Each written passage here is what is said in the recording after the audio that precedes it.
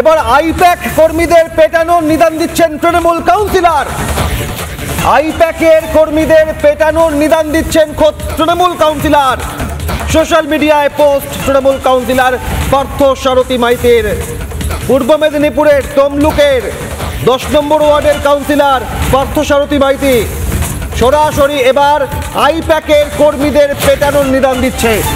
তৃণমূলের ভোটের বড় সঙ্গী আইপ্যাক, সেই আইপ্যাকের কর্মীদের পেটানোর নিদান তৃণমূল কাউন্সিলরের। করে বলেছিল সর্বোচ্চ নির্দেশ ছিল পারফরম্যান্সই শেষ কথা বলে, সেই পারফরম্যান্স অনুযায়ী তাহলে আমাদের দুজন কাউন্সিলরের পদ পাওয়া উচিত।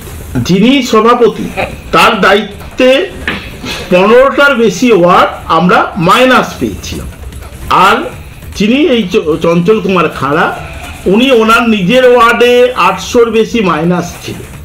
কেন আইপ্যাক বলে একটি বড় সংস্থা আছে যিনি সবাইকে নজরে রাখেন, সেই সংস্থা দেখার পরে এই নামটা আমার কাছে কিন্তু এবং তমলুকবাসীর কাছে, আপনি যদি আনাচে কানাচে চান, শ্মশানের শান্তি বিরাজ হচ্ছে বিধানসভা। এই জন্যই বলেছি যে আইপ্যাক যাই রিপোর্ট দিক, তুমি টাকার বিনিময়ে এসেছো বাবা, টাকার তোমাকে জেতাতে হবে।